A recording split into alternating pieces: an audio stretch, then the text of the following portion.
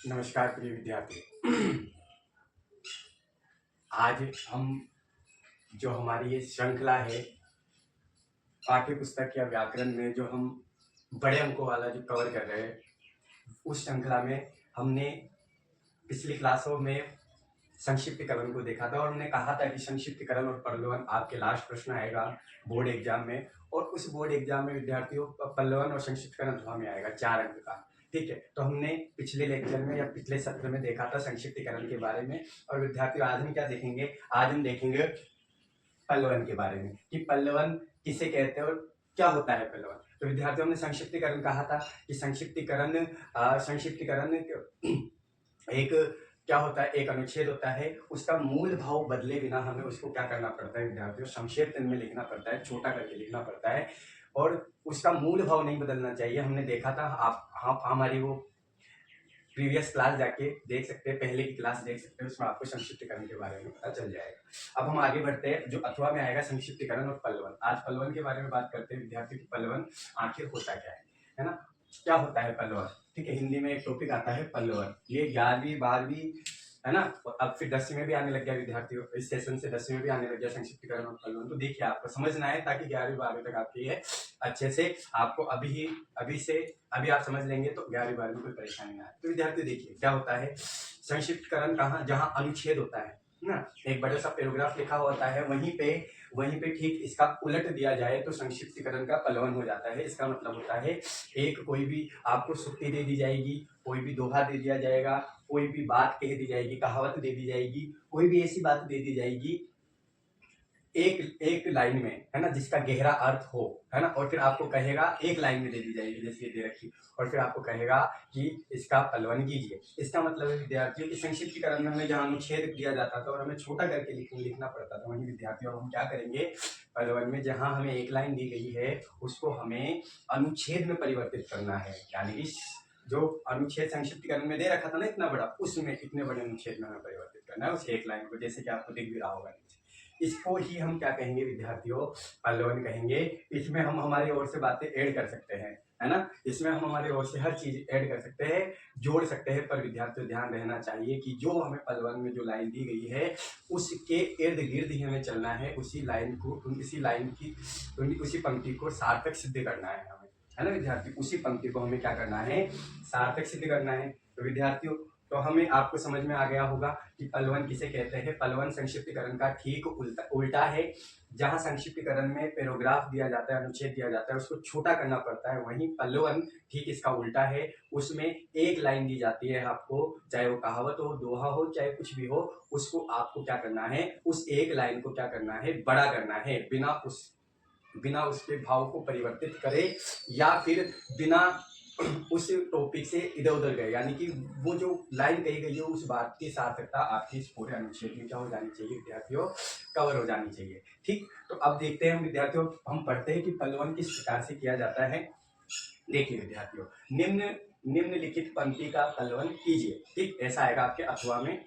ठीक है, तो लिखा हुआ है मन के हारे हार है, मन के जीते जीत, है ना, ये आपको एक कहावत कह लीजिए, सुक्ति कह लीजिए, ये दी हुई है, एक लाइन दी हुई है ओनली, ऐसे ही दी जाएगी आपको एक लाइन, है ना, पल्लवन में ऐसे ही आपको एक लाइन दी जाएगी, पूरी लाइन भी नहीं होगी विद्यार्थियों, है ना, उसका आपको अब इतना बड़ा करना है, इस लाइन की सार्थकता सिद्ध हो जाए आपके इतने बड़े अनुच्छेद से, व्याख्या से, ऐसा आपको व्याख्या लिखनी।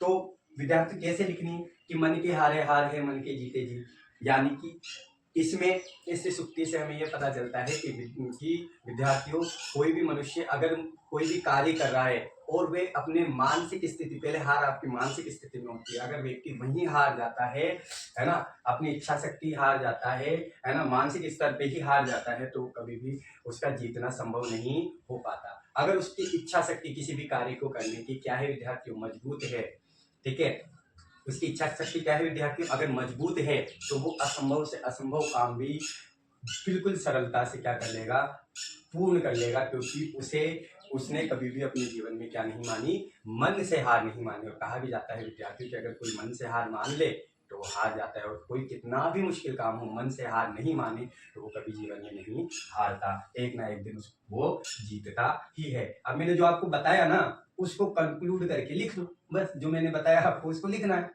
ठीक है। अब कैसे लिखना है, अब आप देखिए, जो मैंने बताया आपको ऐसे लिखना है कि पलवन, मन के हारे हार है, मन के जीते जीत, ठीक है। अब लिखेंगे पलवन। अब पलवन में 5-7 लाइनें, आपको 8 लाइनें 10 लाइनें लिखनी है, उस एक लाइन को ध्यान में रखकर, ताकि उस बात की सार्थकता सिद्ध हो सके। समझ में आ गया क्या? जैसे देखिए, मनुष्य की सफलता या असफलता काफी हद तक उसकी मानसिक स्थिति और इच्छा शक्ति पर निर्भर करती है, ठीक है ना। मानसिक स्थिति पे निर्भर करती है आपकी जीत। अगर आपने मान लिया मन में मानसिक स्थिति में कि यह कार्य मुश्किल है तो मुश्किल है, अगर आसान है तो वो आसान। गणित में हमारे साथ होता है ना, हिंदी में भी होता है हमारे साथ, अरे सर ये काव्य खंड, ये पद्य तो समझ में ही नहीं आते, इन पद्य का कितने बार अनुवाद करे, भावार्थ करे, हमसे होता ही नहीं, क्योंकि आपने मुश्किल मान लिया ना विद्यार्थियों से। यदि कोई व्यक्ति किसी कार्य को शुरू करने से पहले ही मन में क्या मान ले विद्यार्थियों, हार मान ले, या उसे उसमें आत्मविश्वास की क्या हो विद्यार्थियों, कमी होती है कि मैं नहीं कर सकता, तो उसे सफल होने की संभावना क्या हो जाती है विद्यार्थियों, कम हो जाती है। बिल्कुल सही बात है, सफल ही नहीं हो पाएगा वो, उसके सफल होने की जो संभावना है विद्यार्थियों क्या हो जाएगी, कम हो जाएगी। इसके विपरीत, इसके अलावा क्या होगा, इसके अलावा यदि व्यक्ति के मन में दृढ़ निश्चय, क्या है विद्यार्थियों, व्यक्ति के मन में दृढ़ निश्चय है, व्यक्ति के मन में दृढ़ निश्चय है और जीत की प्रबल इच्छा है, जीत यानी कि मैं जीत के ही रहूंगा, ऐसी प्रबल इच्छा है उसके अंदर कि कुछ भी हो जाए मैं तो जीत के ही रहूंगा, है ना, वे बड़ी से बड़ी चुनौती का सामना कर सकता है और सफलता प्राप्त कर सकता है। समझ में आ रहा है? बड़ी से बड़ी चुनौती, जब आप मन से हार नहीं मानेंगे ना, तो बड़ी से बड़ी चुनौती का सामना आप आसानी से कर सकते हैं। भले ही परिस्थितियां कितनी भी क्या हो, प्रतिकूल हो, आपके भले ही विरुद्ध क्यों ना हो, कोई भी परिस्थिति आपके विरुद्ध भले ही क्यों ना हो, ये सुक्ति हमें ये प्रेरणा देती है कि हमें कभी भी हार नहीं माननी चाहिए, हमें कभी भी हार नहीं माननी चाहिए विद्यार्थियों। समझ में आया आपको? आप क्या कर, अरे गुरुजी ये गणित का प्रश्न तो हो ही नहीं रहा, हमसे तो नहीं होगा, है ना, हमसे तो नहीं होगा, यानी कि आपने यहाँ से हार मान लेना विद्यार्थियों, यकीन मानो आपसे नहीं होगा, यकीन मानो आपसे बिल्कुल भी नहीं होगा।